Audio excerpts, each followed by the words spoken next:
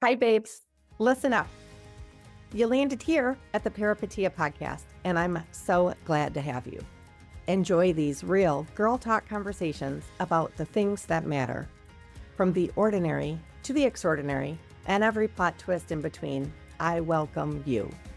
Life has a way of throwing us curveballs, and these are the stories of female resilience while navigating change with newfound purpose. This is Peripatia. I'm so glad you're here. Let's embark on this journey together. Here we go.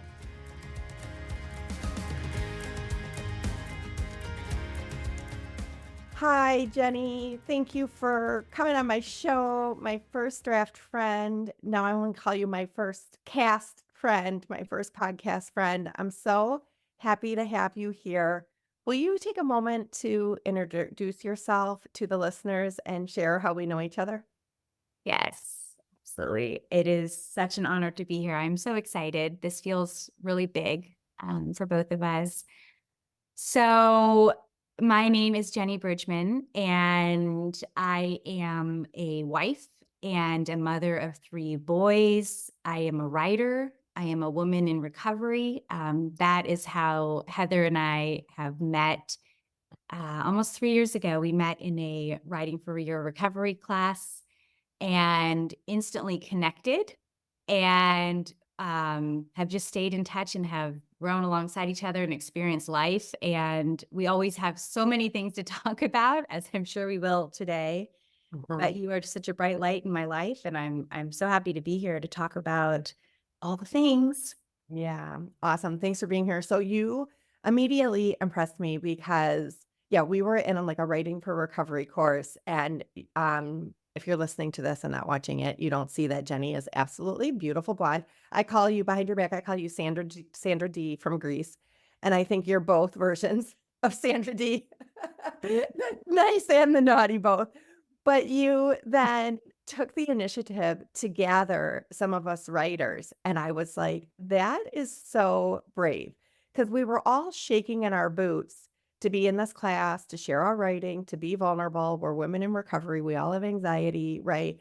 And you were so brave to do that. So I was like immediately drawn to your braveness. Also, I could see you like sitting up straight, trying to do the right thing. And I was like, oh, she's a perfectionist like me too. I was like, I see myself in her.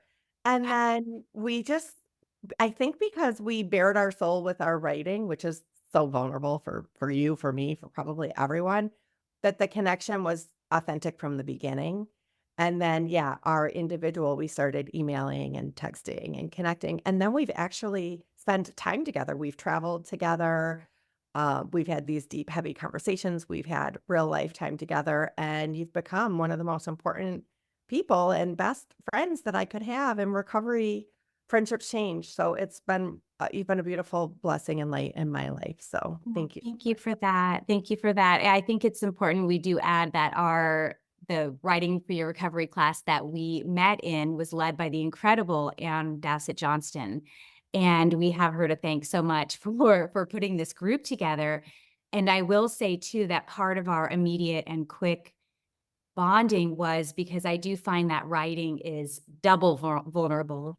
You're not just sharing parts of your story, many of which are quite dark and quite heavy and perhaps unprocessed.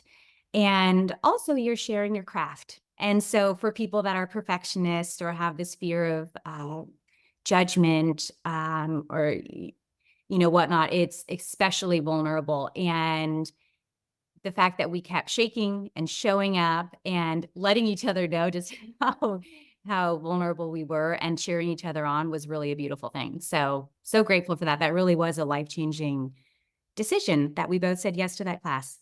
Yeah, we're still connected with the others and that was in our little cohort too. And all just begging for Anne's approval and right of our writing. Always. Yeah, the queen for sure. The other thing is we call each other, which is pretty cute, first draft friend. And Mhm. what that means, what that has come to mean for us is we're going to show up as we are and we're going to strip down some of our perfection and we're going to let ourselves be. And that's been a really nice exhale for us to In sharing our writing, our unprocessed, unfinished, imperfect writing, we've been able to help each other. In fact, you recently edited an article of mine that was published in After Magazine, and it wouldn't have been the same article without you. So I thank you. And it's hard to share our warts. It's hard to share our ugliness, right? Like, especially as drinkers, we wore a mask of alcohol and achievement and perfection and being good at so much. So to share things that are in process are still fragile or vulnerable with somebody as a gift, and you've been that for me. Thank you. Yes, same for me. Let's talk about it. Let's talk about the thing beneath the thing, because in deciding to do this podcast together and me asking if you would be a first guest and you not having done this before saying, okay, yes, let's hold hands and jump together off the dock into the water. And there was many things that we could discuss, right? Like being writers, being in recovery, there being wives, being mothers, being everything you said. There's plenty of things that we could talk about. But the thing that we settled on, which was really led by you, Jenny, something that you've been exploring that you wanted to talk about, like brought me to my knees with gratitude that you were immediately ready to go deep and get into it. And I guess that's body image would be like the topic, but I would say coming home to yourself would Mhm. really be what we're going to talk about. And that's been the thing beneath the thing, especially for you and your recovery journey. So, when did you start living outside of yourself? Yeah. Yeah, body stuff. The more we've been kind of brainstorming, you and I, and talking about it, I realized just how big this topic is and how important it is, not just to me, but I think so many women. Mhm. As we've mentioned, we met in a writing for your recovery class. So I think it goes without saying that I'm in recovery. Not to spend too much time on that. That's a whole conversation in itself. But I was one of those drinkers that it was a um it was a problem for many decades. And I had my first drink at 14 and just fell in love with drinking. It was, as for many people, it was a party and then a priority and then a problem. And for a couple years, I'm approaching 4 years of sobriety now. And for a couple years, when I told my story, I said that I'm one of those lucky ones that's had to get sober twice. And what I see now is the first time I quit drinking way back in 2007, I it was mainly just quitting drinking. I never fully got the awareness or the acceptance. There was very little healing that happened. Um, I did manage to quit drinking, and all these wonderful things happened in my life. I got married, I had children, I was a rock for my husband as he became paralyzed in a motorbike accident less than a year after we were married, and these things happened, but I attributed it all to love and marriage and motherhood, never quite putting Mm, it together that part of these things were happening because I had been sober. I didn't want to be sober, and there's a huge difference between not drinking and owning your story and fully accepting. So the drinking came back as it does, and it was far worse and very scary. And I was blessed with the gift of desperation. And my last drink was August 26th, 2020. And I will say, in the near 4 years since then, it's just been a constant self discovery and excavation of sorts and uncovering the thing beneath the thing. mm, And what I have come to see about my story is that there was this body stuff going on that predated even the drinking, and that it was big, and that it would take some time to start looking at it and being able to work through it. So this is a big conversation. It's really, I think, beautiful with the direction it's heading. And I do want to say candidly that I'm in it. Like, I'm coming to you live from the trench of this is where I'm at right now in my recovery. And it's not easy work, but I have come to the realization that I have been at war with my body for most of my life. mm. And I feel like each day now is a chance for healing and embodiment and just kind of a living amends with myself. Mhm. And I love being 46 years old. I'm in middle age. I'm in it in so many ways, and just so grateful that I've had this chance to live life differently, look at life differently, and just be kinder to myself. And so that's kind of where our conversations have been going lately. And Mhm. I can't think of anyone else I'd rather chat about all this stuff with.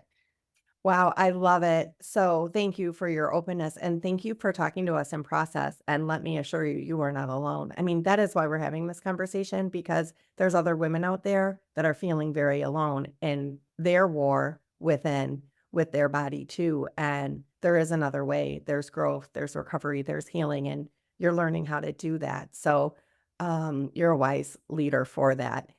Now, the first time you quit drinking, what was the impetus for that? If and I love how you said a party, a priority, and then a problem. I have not heard that before, and I'm like, if that's yours, trademark it. So, I can honestly say that starting way back in hindsight, I can say this, Yeah. that I lost my freedom almost immediately. And I was a goner.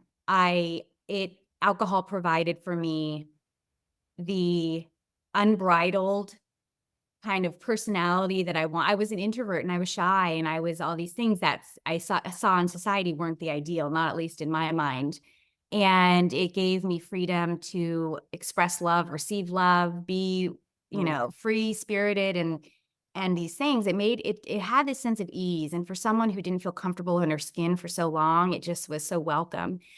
And I very quickly became dependent. I forgot how to live in my skin without it. And by the time I got sober the first time at 29, there's a long history there. It's rather juicy. And I'm living with my now husband, and he basically said, it's the booze or, we're done. And I was so in love and so terrified, and I couldn't imagine living without booze, but I couldn't imagine living without him. And somehow I did it.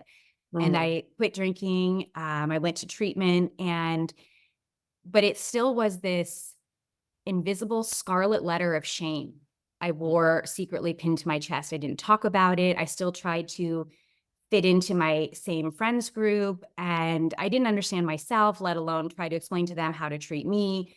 There was a lot of heartbreak and a lot of pain, in addition to a lot of love and marriage and having children and all these things. Um, it was a very complicated time.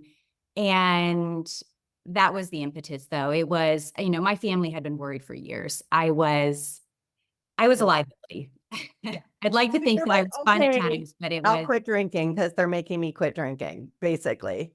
right. And I did Yeah. not go down without a fight. I went, but yeah, it was not linear, let's just say. Yeah, and then alcohol immediately for you was self-abandonment. I mean, it Mhm. literally was the thing that took you outside yourself. You were introverted. You were nervous to be in the social situations. You didn't feel that outgoing. I'm not sure if you wanted to be with these men in this way or that way. And if you took alcohol, you could ignore yourself. Mhm. You could shush your inner intuition and you could silence your inner knowing to be who you thought you were supposed to be. Yes. Yes, I have this metaphor that always comes into my mind of me longing to be this person, this free-spirited person who just lives in her body and goes in the moment and is open to the joy. And there's this image of us, like a group of people just at a dance, and people take their turn getting in the middle Mhm, of the dance circle, and then it's someone else's turn, and we all take turns, and everyone lets their own light shine. And I've mhm. always longed to be that person who just didn't hold back and, you know, enjoyed and let their own freak flag fly, and Yes, just but I've just been so self-conscious my whole life yes. that I would sit there and watch someone else go into the circle and say, "Okay, I'll go next. Okay, I'll go next." And then I'd start watching how they dance, and I say, "Oh, wait, well, I don't dance like that. Maybe I'll just wait a little longer. Oh, wait, maybe I'm a terrible dancer. Maybe I should just leave altogether." And then the song's over, and there's your life. Go before your Yeah. head. So I very much am someone who lives in my head, And Mhm. our brains are wonderful. Our brains keep making sense of things. They keep us functioning. They protect us. They do all these wonderful things.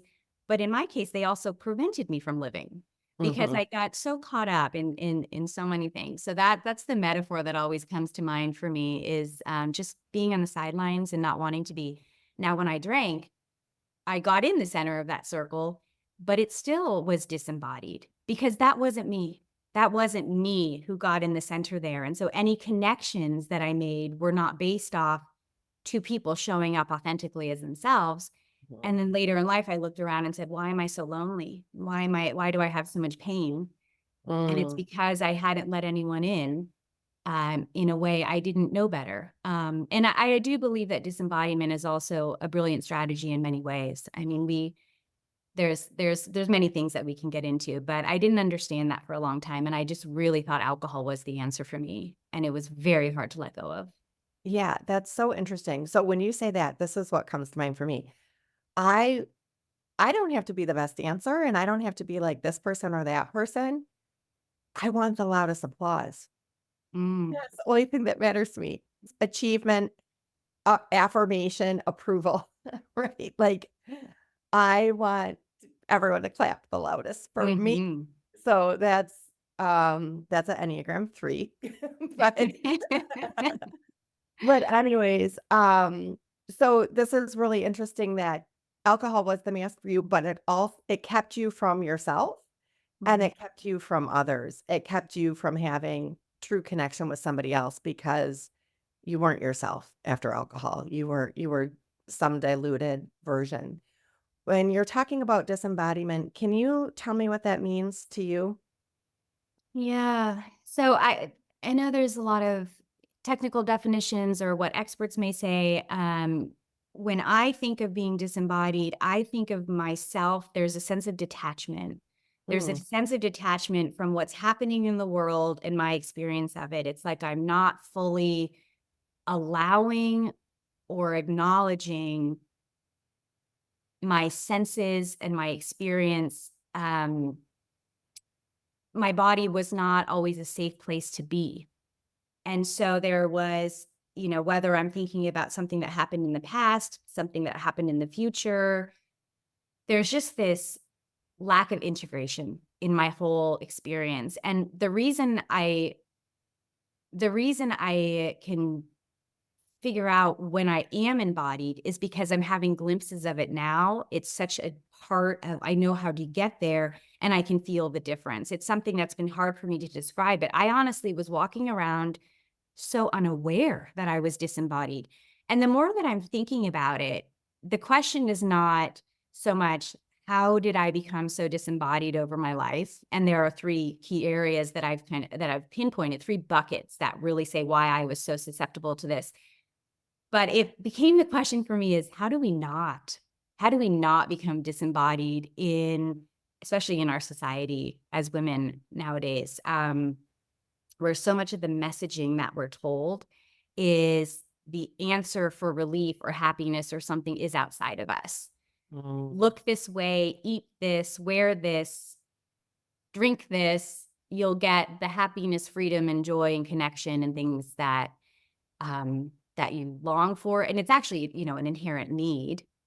mhm, And then there's this messaging of if something's not right, go talk to someone about it, as if we mm, can it's a mm, mental thing that we need to work out in our brains again once. And what I have found slowly and by being surrounded by very wise teachers such as yourself in recovery is that my healing needs both the top down and also the bottom up. I need to integrate the body with my spirituality, with my mind, all of it together to live inside of myself, to come home to me. mm, And mhm. there's no feeling like it. And I'm so glad I woke up to that this is where my work is at this point in my life because there was a big chance that this never would have happened. Mm, mhm. Yeah, I mean, it feels like it could be a fuck the patriarchy conversation now because we aren't taught to pay attention to ourselves. I'm thinking from a young age, go sit on Santa's lap, even if you don't want to, right? Go hug Uncle Joe, even if you don't want to. Give grandma a kiss. give grandma a kiss goodbye. It doesn't matter if your body is saying, no, I don't want to do that. You need, don't be rude. Grandma gave you cookies. Go give her a kiss. You know, we're not taught to listen to ourselves. And the world doesn't want women listening to themselves and feeling themselves and being at one with themselves and speaking up because that will really disrupt the apple cart, right? Mhm. And so that is a big, huge conversation. We are taught to ignore ourselves and we are taught to reach outside ourselves. And I love that.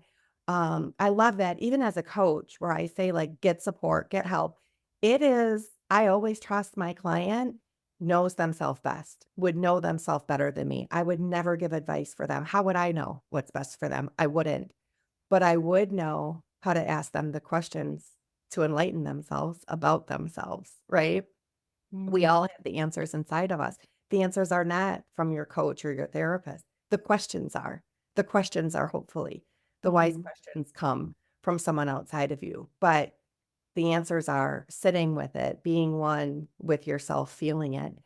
And I told you, I just had an experience where I was looking back on some Facebook pictures and remembering a time when I was in that situation and my whole body felt like throwing up. I felt sick to my stomach. I couldn't believe it.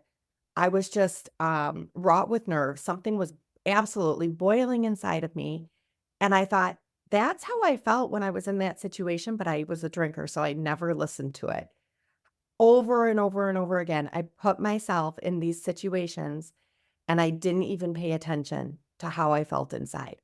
I absolutely ignored it and drank more to deny it, to not feel what I was feeling because I thought I was supposed to fit in there. I thought that was supposed to be fun for me, right? And sobriety, thank God, has taught me to listen to myself. And so there is not that anymore. Now I do listen to myself and it is confusing and I don't have all the answers all the time. And I'm a woman in process also, Mhm. but I have awareness and I I can feel that. recognize. Oh, I feel that so much. Yeah, there was I believe it's a Liz Gilbert quote that our bodies are God's best messenger system, Mhm, and I wasn't paying attention either, but if I think back, I tune in now, mhm, and I can really tell before I'm going to go to an event if it's the right thing for me to do, and there's a big difference between the fear of something because it's something so important to you and you want it to go well and you've right. got the appropriate kind of fear and Mhm, that you can bring along with you and accept. And then there's the noisy, your head is spinning in so many directions. You're not in the present moment. mhm, You're banging all over the place. And it's just this warning sign just mhm, blaring, not right, not right, not right. And how many times I mistook the two mhm, and drank through it. Or what I would also do is shrink and not show up at all, even if it was something that was important to me or whatnot. So either way, that wasn't authentic living. That wasn't something that I would, with awareness and compassion for myself, I could make the other choice. And I didn't have the tools. I wasn't ready, for so long. Like, so we aren't taught these things. And right. there becomes a certain age as I think naturally, as most kids, I don't even know if it's just I have 3 sons, and I think it's just something that we do naturally as humans, but you get to a certain point where you start looking outside yourself for the answers naturally, and it becomes especially in for females, how does this look Mhm, versus how does this feel? And mhm, that becomes our guide instead of our inner North Star, which says, "No, this doesn't feel right. I have options here." We for forget that we sure. have options. For sure, and our need to belong and fit in overrides any other need. So I Every found it overrides our intuition, our inner knowing. I did plenty of things. Let's say in middle school, I was bullied and I also was a mean girl to other people. I've Mhm. had both sides of that, knowing full well I didn't want to be mean, but my survival was to fit in and be funny and be mean to that person today because and everyone's going to be mean to me tomorrow, you know? So Yes. Yeah, definitely that needs How did we more. survive that? I think Oh, back at that, and it's so common. Our experience mhm. is just so common, but it's not,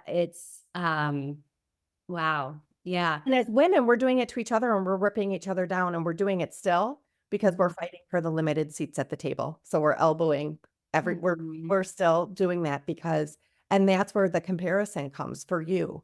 Let's say of like that person's a better dancer or I shouldn't do it if I'm not going to be the best, right? Or Yes. that person's better than me is because there's so few spots. We think there's only room for one and we're pit against each other then as women competing for that one spot where it doesn't have to be that way either. It's interesting because I see this situation as so complex. We're having the dialogue more and more about Mhm. what is anxiety and normalizing therapy and depression and all of these things. And yet we still live in the society where we're very visual. Mhm. And it's almost impossible to not compare yourself to the images we see left and right. And then we rank them. Here's Mhm. a funny story. Hot or not, first of all. I mean, Smash or pass. but so I was going through a box of my old things as we do, and oh boy, isn't that a roller coaster. But I found some journals, and one of mine is um is a journal, and it wasn't just a journal of my, daily actions and thoughts and whatnot. It was an actual journal of what I wore, how I did my hair, and my ranking. And it was not based on how I felt wearing it. Did I feel confident? Did I feel good? Was it comfortable? No, it was what kind of attention I got. Did I Mhm. get compliments? Things like this. And I looked at this and it was just so sad and telling to me. I was like the original Facebook for myself, going off this. And then I'd refer back to it. 2 weeks later, I could wear that one because it scored so high. It's my sister and I joke about this in a sense, but it's funny, not funny. Mhm. It's very telling about how I was. So when I talk about people like me who come down with disordered eating and severe addiction and just a hole in your bucket when it comes to self-worth that you're just trying to fill with all these other things, which never Mhm. works.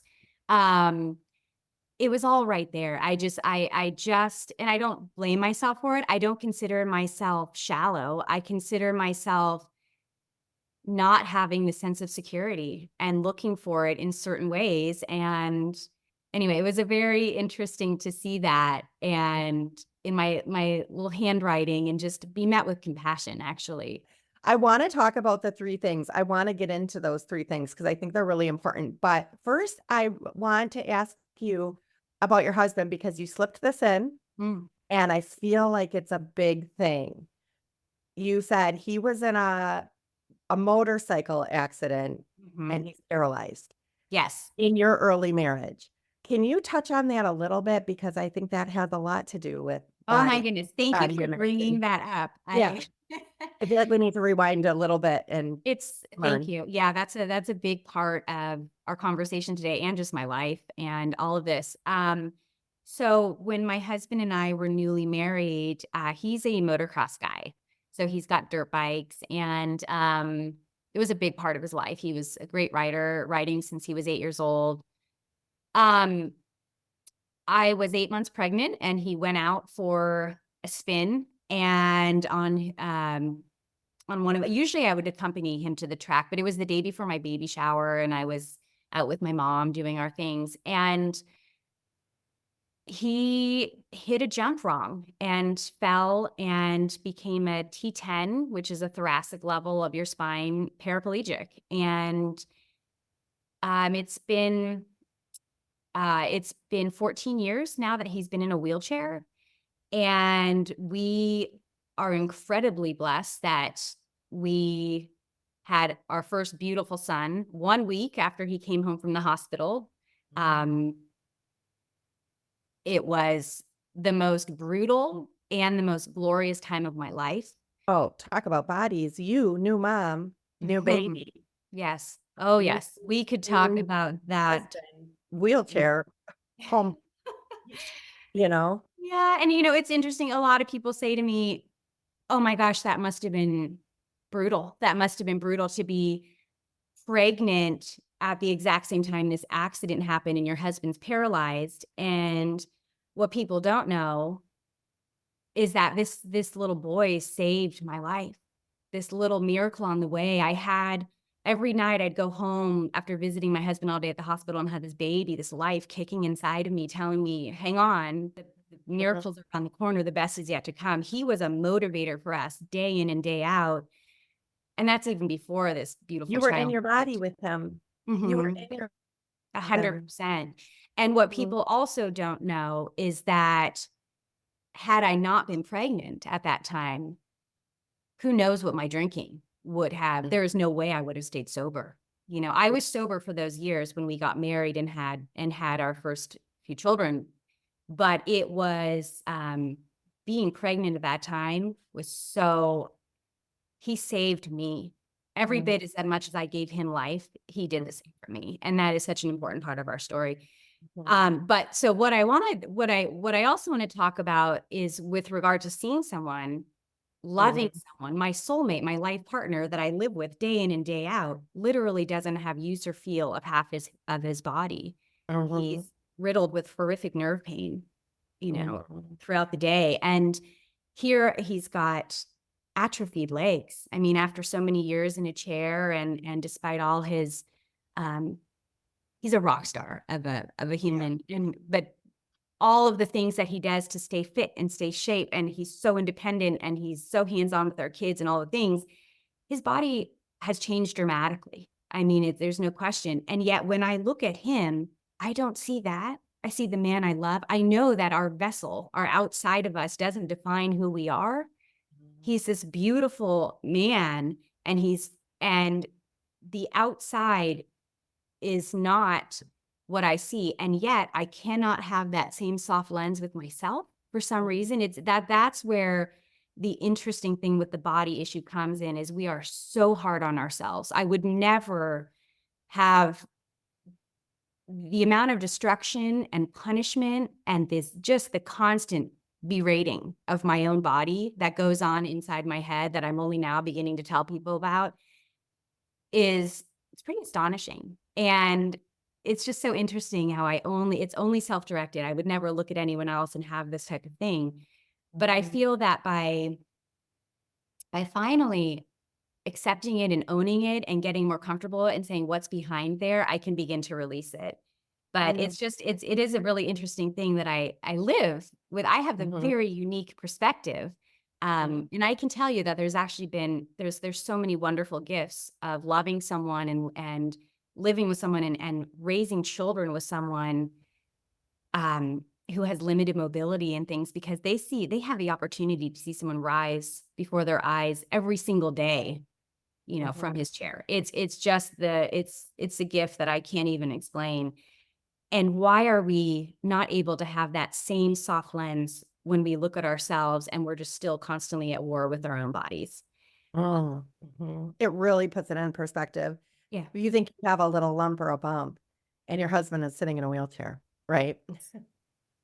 So tell me about that. There are 3 things, and I know the first one is internal. So, Yes. share with me a little bit more Well, about we what that we means kind to of you. went about it in a roundabout way.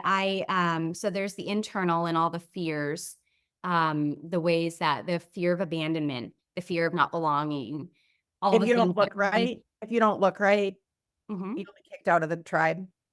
for sure. If Yeah, you don't look right, somebody's not gonna like you, love you, accept you. Hmm. And I'm what gonna is looking for control as much as possible so that I will be accepted. And fear of judgment, really diluting ourselves in a certain way. There's a lot of internal things, and it's all for me. It was fear based. I think some people, most of us have these to some degree. I'm an extremely sensitive.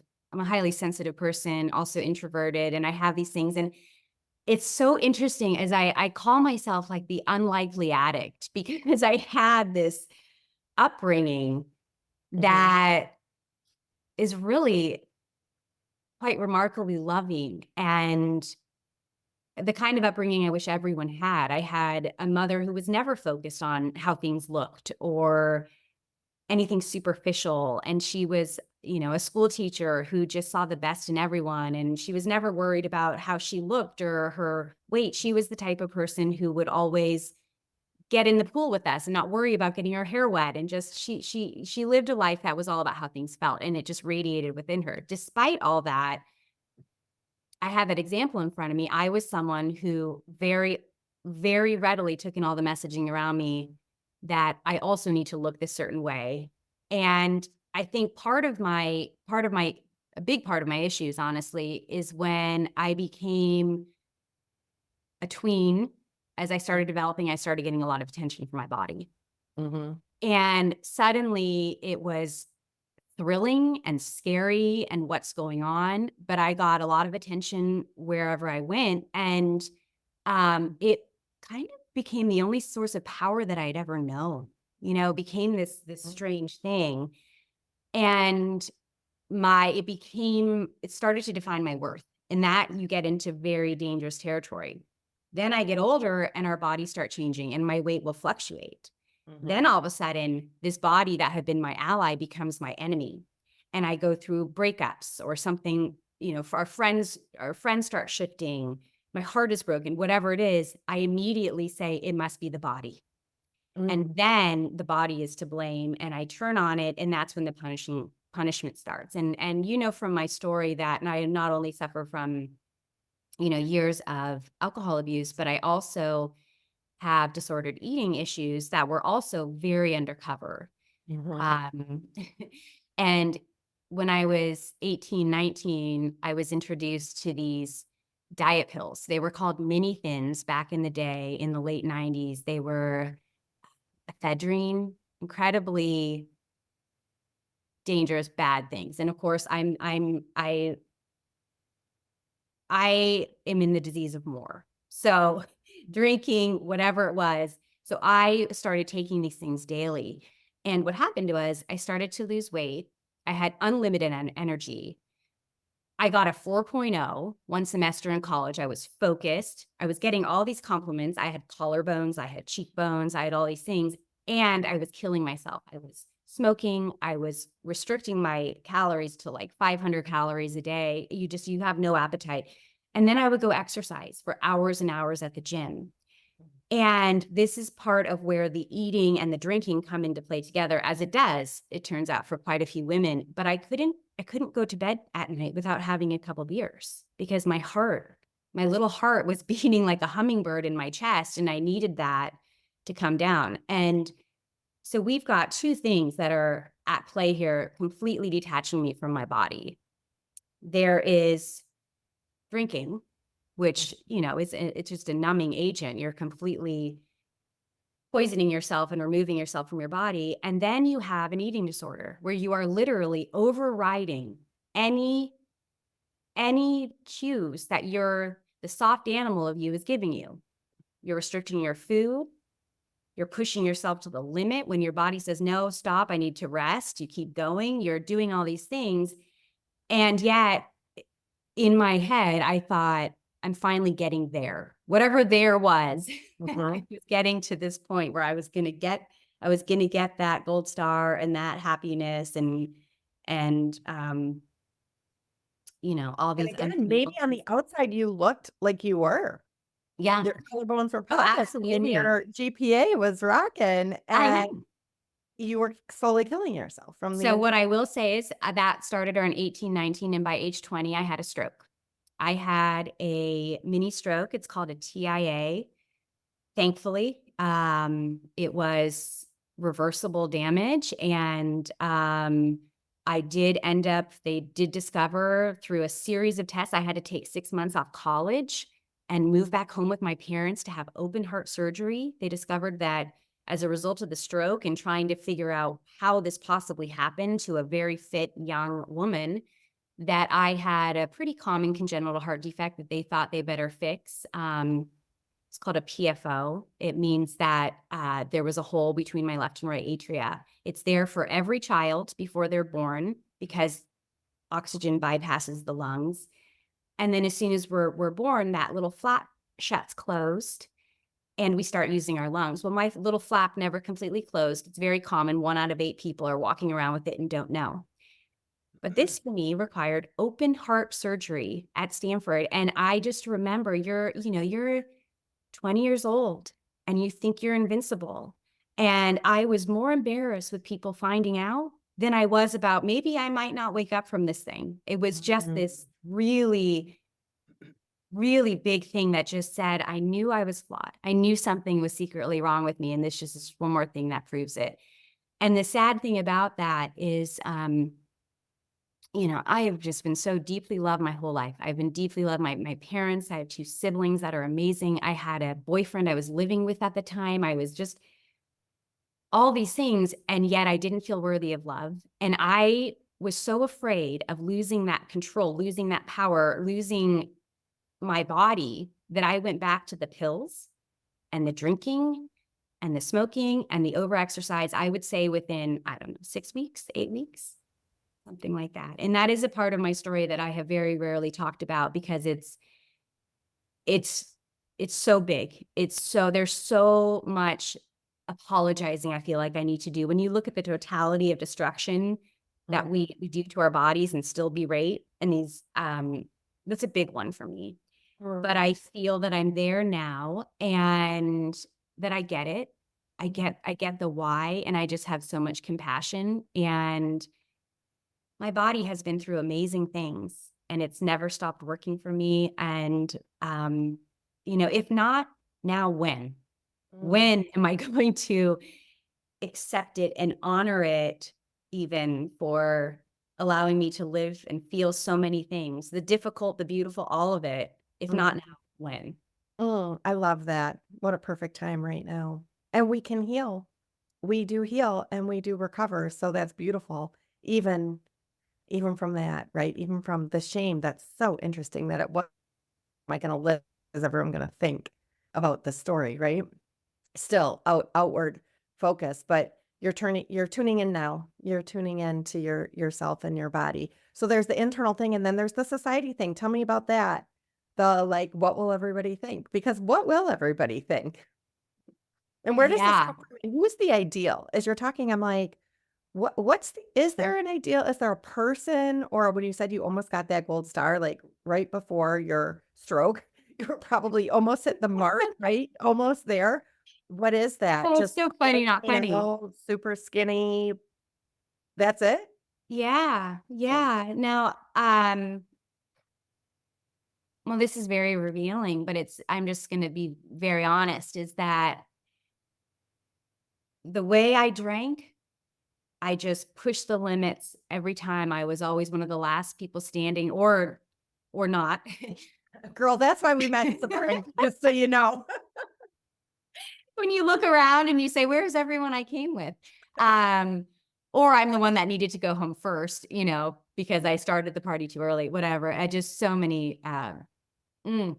But the same thing with the food issues. And I mean, I never could quite I was never able to make myself sick. I was never able to be bulimic, because I tried. That just Mhm. didn't happen for me. I was never able to just restrict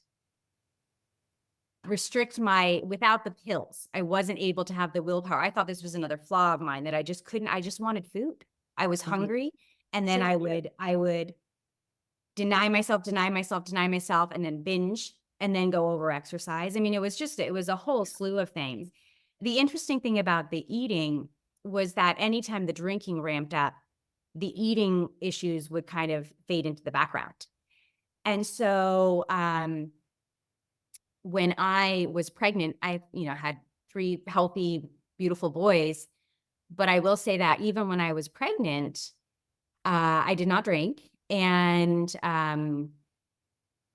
I became very focused on staying small though when I was pregnant. And all 3 pregnancies, I kept a detailed spreadsheet of how many pounds I gained per week.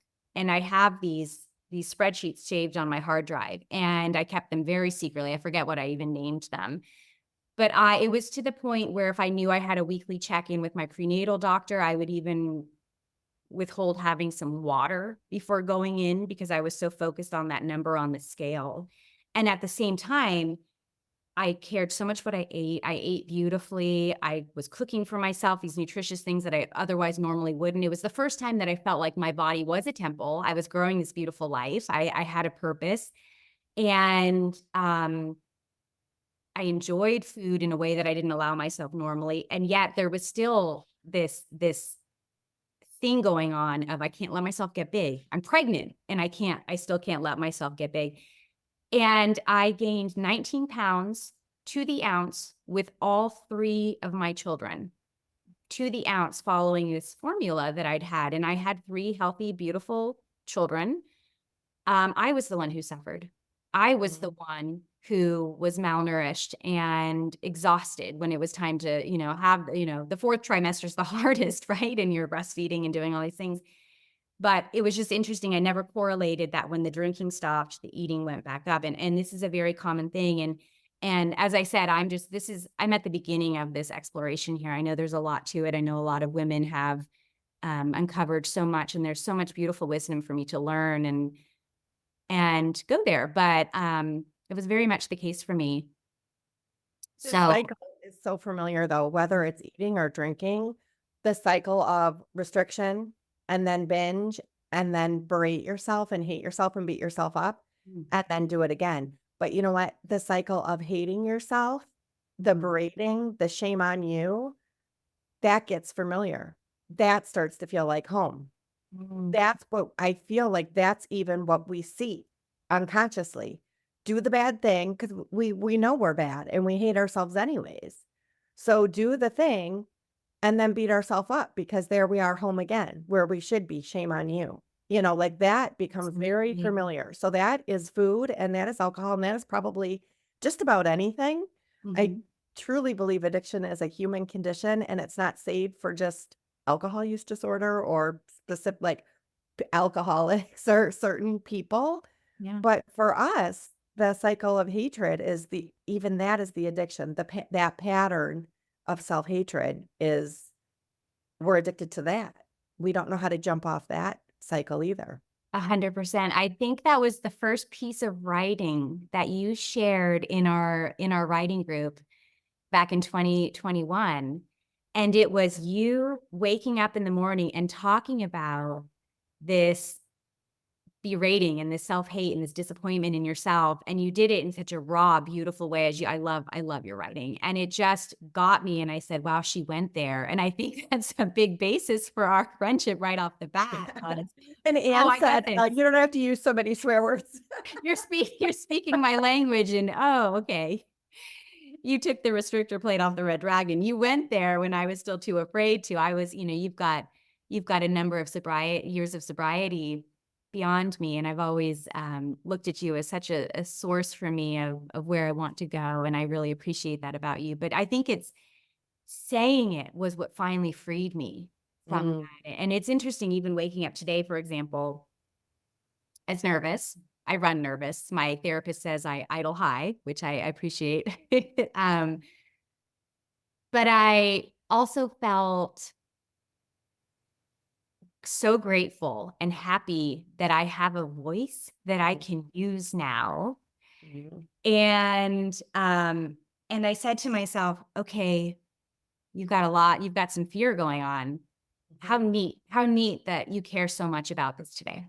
mhm, I mm, love where your intention is. And you know what? Even if it goes poorly, and I've shared a few times where I don't think it went well as you're figuring out how to share. It's a really big deal to mhm, talk vulnerably about yourself. But I said, even if that happens, I have myself. And mm, I never would have said that. I never, ever had my own back, you know? mm, And so it's not only do I have just total trust in you, and every time that we're together, it just feels like coming home, but I literally do know what it's like to catch glimpses of what it's like to come home to myself. And I've had these moments where it's almost like I apologize to myself for the abandonment. for all the years. Mhm. And I swore I would never try to talk about this because you can't possibly put into words the feeling that I've had, but I'm going to try. But it's just this sense of this automatic, there's nothing to forgive. You've always been forgiven. I got you. Mhm. I'll never abandon you again. I Mhm. mean, it's just this beautiful understanding. And the shame thing for me, I lived with shame. I took on shame that wasn't even mine. Mhm. I mean, I just lived with shame for so long. And a lot of it came out in the body, Mm. And so I think the missing piece for me was feeling safe. And when Mhm. you start trusting yourself again Mhm. and knowing that you can trust your actions, you can trust your gut, Mhm. then you can trust yourself to start digging into the bigger pieces and reclaim them and reunite Mhm. and make those amends. And, so it happens for me so much more on top of a mountain, Mhm. just me in my red laced hiking boots, than it Mhm. does, say, in talk therapy with someone. That's just the way that I am, or on my yoga mat, which one of my favorite yoga teachers refers to our mats as our magic carpets. Mhm. And oh, the places we fly, and um, it's just really beautiful to Mhm. just to finally get that sense of embodiment and it's the spiritual and the mental and the physical coming together, and a piece that I don't think I've maybe ever known. Mm. Mhm. How beautiful. So, first of all, nerves about this, totally appropriate, right? And also, the outcome doesn't matter so much. It was the act of doing, it was the act of putting yourself out there. You couldn't go wrong. You couldn't go wrong. This is practice of you talking about something that really matters. So, it's already beautiful no matter the outcome. Although, obviously, we've had a wonderful conversation and the outcome is wonderful. And you're going to have a whole slew of people following you now who are just going to fall in love with you the way I have. So the outcome doesn't matter so much as the process of doing, and you're teaching your body how to talk out loud, right? How to share stories and how to stay with yourself through it no matter what, no matter the outcome, no matter the performance, right? Or the score or the ranking of your outfit and your hair today or whatever, however that looks for you or and so that's beautiful and creating safety within yourself that you've got you no matter what, and you've said you were at war with yourself. You started as your own enemy, but you've got you, and when you know that, then you can start to explore these things. Then you can start to dig deeper and excavate, as you said, where some of this comes from, how you can heal it, go back in time and reprocess some of those things with new eyes. It's a very brave thing to do, Isn't and that I'm so beautiful? beautiful. Yeah. I would also say, as you were so beautifully talking, it also, when you have trust in yourself, it also allows you the security to be open to giving or receiving love to other people. And when those people start coming into your life, I've met so many people in the past few years that it was said, I had no idea how much I needed you. Mm. And it's only by having that relationship with yourself first Mhm. bloom and just be so sturdy that you can say, "Oh, wow." And it's interesting, I've always been drawn to very magnetic, wise, beautiful souls, and yet shied away from them because I said, Mm. "Oh, no, I can't have them looking too closely at me. They will see right through all my shit. They will see that I am an imposter or that I don't have much substance or whatever it is." And now I just feel like there's this magnetic pull all throughout, and it's a global thing. I mean, I'm part of these groups. We have, when I first tried to get sober in 2007, I was 29, tough time to get sober for anyone, but there wasn't this landscape. There wasn't a ditch the drink. There wasn't the luckiest club with Laura McCowan. There wasn't Ola Sober with Susan Christina. There wasn't any of these things. It would even be a few more years till Anne's book Drink came out. And there is such the modern recovery landscape, um, is it's just so beautiful that it opens up to all these different modalities, Mm. and we can find one that really works for us and sticks. I mean, I have a very custom made recovery package going on. It's all mine, just as our journeys are the same. It's all mine. But in that, there are women all over the globe that maybe on paper, what do I have in common with this person? And yet Mhm. it's almost like a soul sister. You find Mm. someone that you just relate with, and it's the most beautiful thing. It's such a gift of sobriety. It really truly is.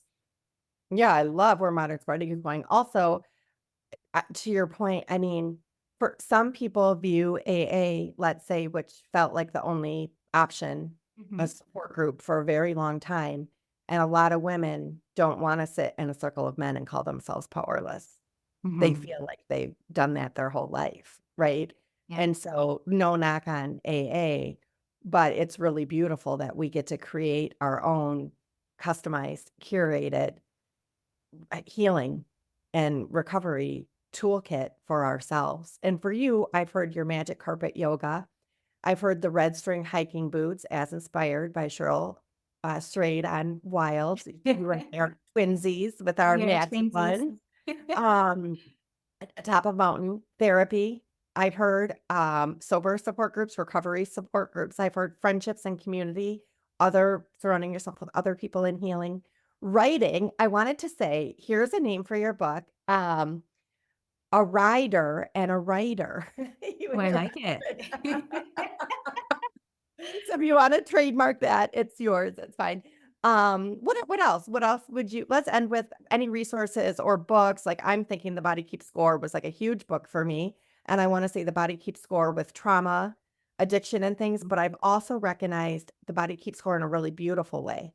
If you have felt safe with somebody, if somebody reminds you or an environment reminds you of safety and love and belonging, your body might also remember that in a new position. So, Oh, yes. Yes. your embodiment practices now, what have I missed? What would you add? Yeah. So I would just say that when we become more embodied as people, we have more access not just to the unprocessed trauma and the things that we had to disassociate from, whatever our brilliant strategies were for whatever reasons, but it's also, it lives right alongside all the joy and all of the emotions that are stored in there. I have found that I am so much more open to things that are new and otherwise would have been scary. For me, some of my biggest pleasures these days are horse riding, which I just started in my mid 40s, which has become a big source of joy and huge, huge part of my life. It's every time I get on a horse and I am just in the moment, which is so hard for me with such a busy brained type of person. It's beautiful. I've started ballet. I just bought my first pink ballet slippers for the first time since I was a young child. No. Um, I'm spending a lot of time with my aging parents, and my mother is suffering from a very progressive form of dementia. And so, as our roles are really switching right before my eyes, it's also such a beautiful gift to see. I'm taking her to do things like aqua aerobics, and you get to see, the demographics a little different than the usual fitness classes I go to. And I'm surrounded by these people who are just living life in this full way I just feel like I've been exposed so much lately to things that otherwise would have been far too fearful for me to experience. I will say that I lead every 2 weeks. Lead a caregiver support group call for people with paralysis. I don't consider myself a caregiver. My husband is very independent, but I do consider, just like addiction, spinal cord injury is very much a family injury. And so I'm very involved with that community, and keeping my finger on the pulse and staying in that community is very rewarding to be of service. It really fills something inside of me to give back something that I've learned over the past, so many years with my husband being in a wheelchair. And my husband and I are in couples counseling, Mhm. and we love our therapy. I was someone who never, ever liked therapy. I think that's because I never actually told the truth in therapies. It So, sucks when you have to do that's a that big, dirty. She just the because game. that. Right. But I Well, what will is say your that therapist gonna give you an A+? I mean, I have a wonderfully supportive husband who did quit drinking along with me. He didn't have the same problem I did, but he definitely drank. And your marriage changed. Every relationship changes when you quit drinking, and it includes marriage. And so we have a wonderful therapist that we meet with. And I don't know what else am I missing. I'd say we pretty much covered it. any books that you're reading Oh, or I would say that's The like Body Keeps the Score. The yeah. reason I say that is I resisted reading that for a number of years, knowing that there would be a lot there. It's one of those you Same. keep hearing about. Yeah, me too. I just read it probably in the last year or so after knowing Okay. about it for a decade, right? Yes, And yes. avoiding it specifically because even the title is that's a little Yeah, much. the title and then the font when you open it up. It It's immediate blackout. But so I actually did a book study of The Oh, Body yeah. Keeps the Score Yeah. through TLC, which is the Luckiest Club. And so you go Jessica through, you Steinbrecher. chunk the chapters, go through, and then have a chance to share your reflections on it. And I would hear other people share what they got from it, and it would spark something in me. And it was kind of like, don't go there alone. Yeah. Not just because the content is very dense and it's scientific and it's whatever, but I think it's actually a must read. It's very powerful and illuminating Yeah. and empowering. Mhm. You know, there we do heal. And I don't know if I ever fully believed that as a human until I became one of them.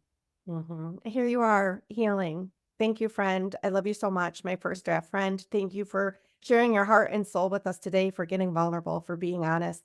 It's huge. It's sort of the opposite of what you've done in the past, trying to be somebody you're not. You just showed up Oh, authentically. thank you for saying that. Thank you. Now, where can everybody find you? Because they're going to want to follow you now. They're going to want to read your writing and be your best friend. And I'm gonna be jealous, but okay, where can they find you?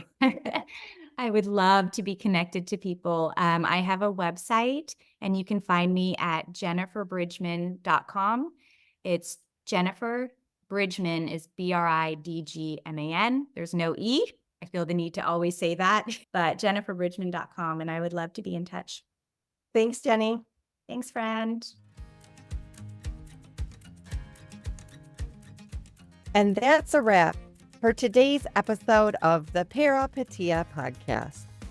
I hope you found inspiration, insights, and a sense of community here with us today. Remember, every step you take towards positive change, no matter how small, is a step towards a brighter, more fulfilling life. If you enjoyed today's episode, please subscribe, rate, and leave me a review. Your feedback helps me reach more women looking to make meaningful change in their lives. And don't forget to download my free ebook, The 12 Truths to Changing Your Life. Follow me on social media at Ditch the Drink for daily motivation, updates on upcoming episodes, and to connect with a community of like-minded women. I'd love to hear your story of change and growth. Share your journey with me by tagging Ditch the Drink. Who knows? Your story might just inspire someone else to take that leap. Until next time, remember, you have the power to change your life, one courageous step at a time. Keep pushing forward. Stay empowered. Count on me as your life coach and set up a complimentary call. We'll see you in the next episode. XO.